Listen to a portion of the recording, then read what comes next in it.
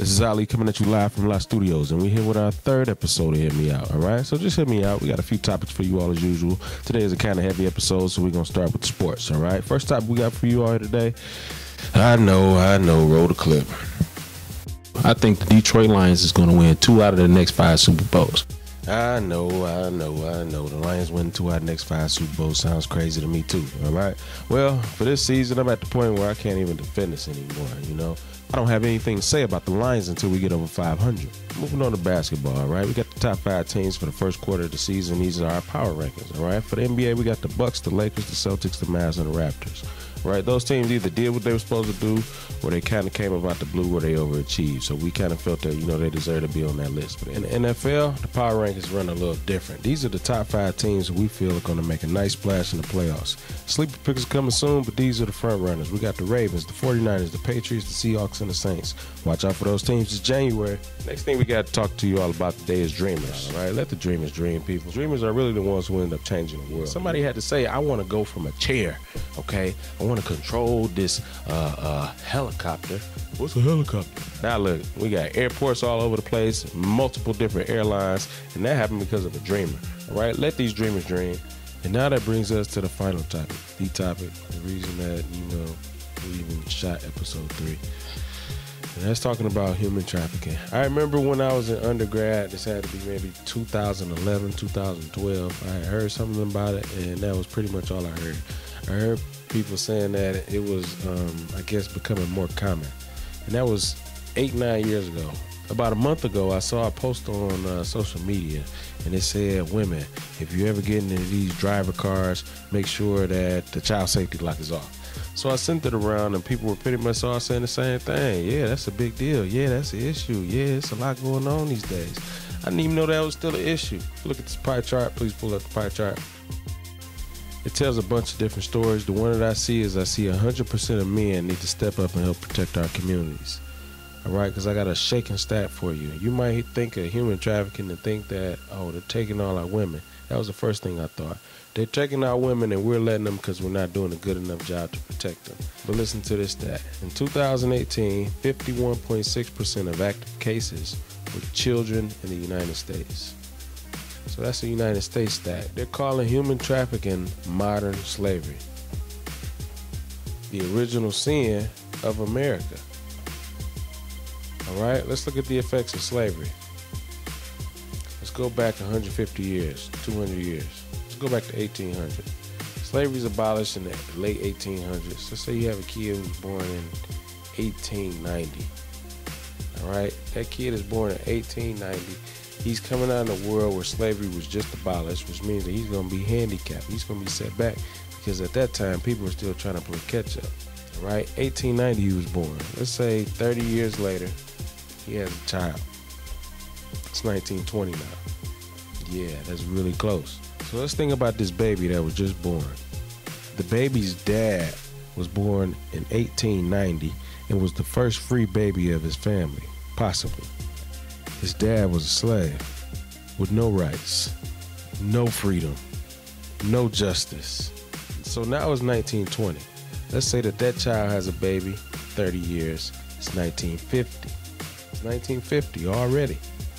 So that baby in 1950 has a parent who was born in 1920, who has a parent who was the first free baby of his family, whose parent was a slave. And that's 1950. That last baby out. 30 years later, we are already in 1980.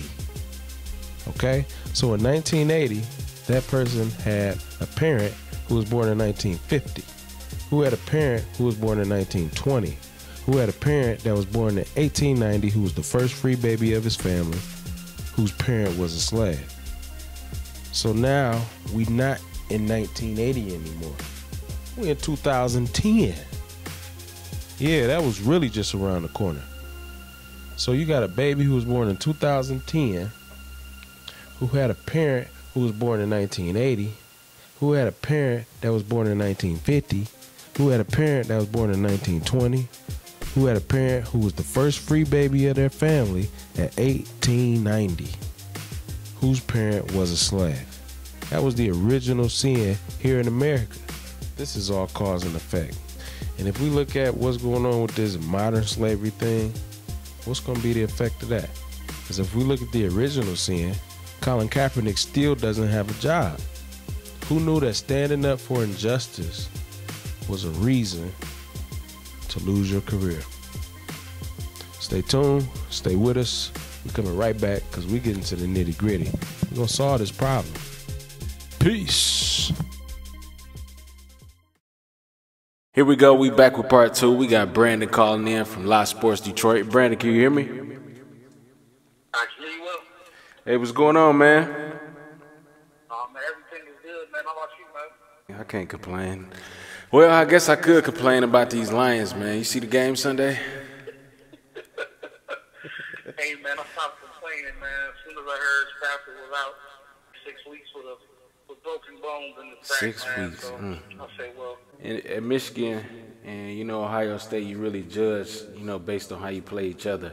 So we know Harbaugh hasn't, beat the Bucs yet. So where do you see his future going if, he can't pull that off? Even if he can't pull the victory off, they're not going to fire this man, okay?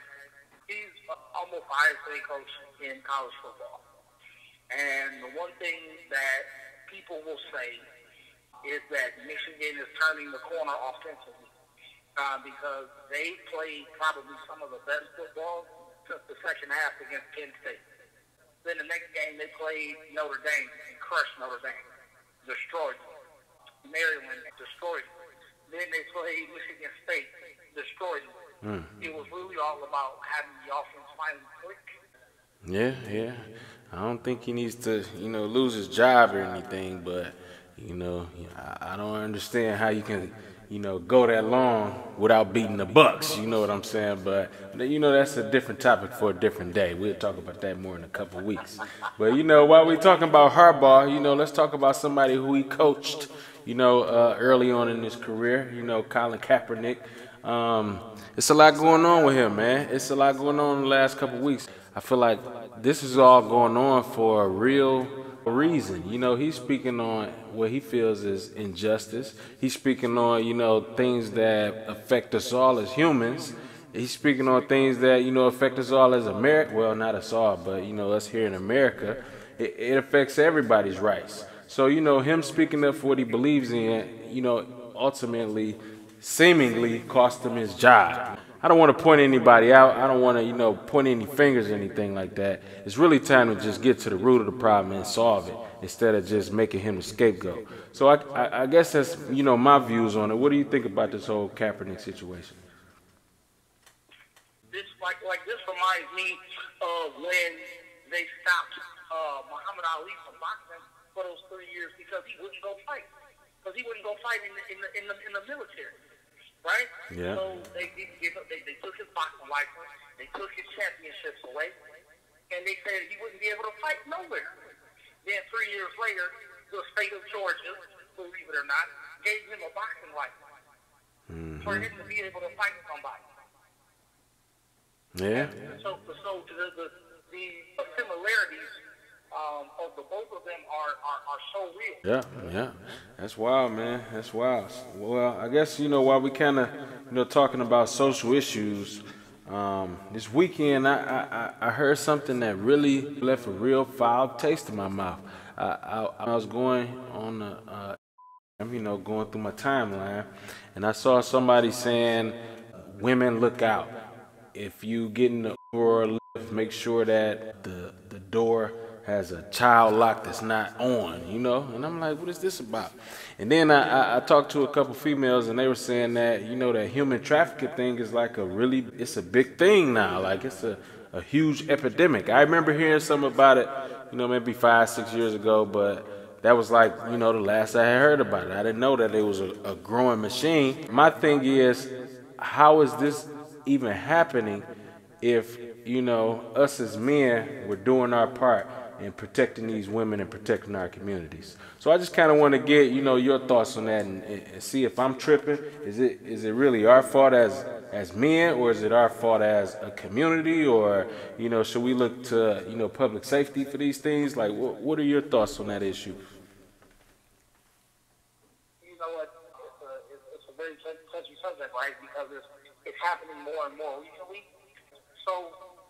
I really feel like it's up to us, and it is our fault, but it's up to us to rectify that situation by making plans, by putting out the blueprint so people can see it. Yeah.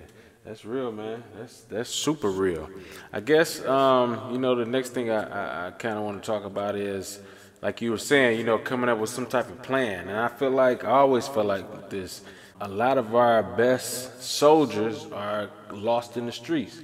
I feel like, a lot of us are products of our environment. So if you brought up in a certain environment, it's going to affect, the way you come up. Maybe not in all cases, but I feel like a lot of things that people go through shape them into, who they become.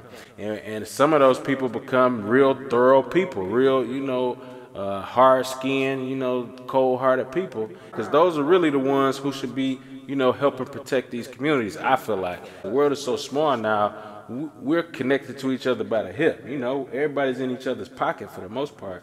So with that being the case, my plan for this is to kind of, like I said, bring in the people who we pushed away, who we set aside, who we, kind of outcasted. Bring them in, talk to them a little bit, see what their story is, and try to reel them in and have them police the community in a way. I mean, that's not something that's going to happen overnight, but, I feel like that's a long-term thing. So, that's, like I said, my solution or my fix. I feel like we need to bring them in and help them, help us solve this problem, So I guess what I'm asking is, what do you think we should do? What should be the next step?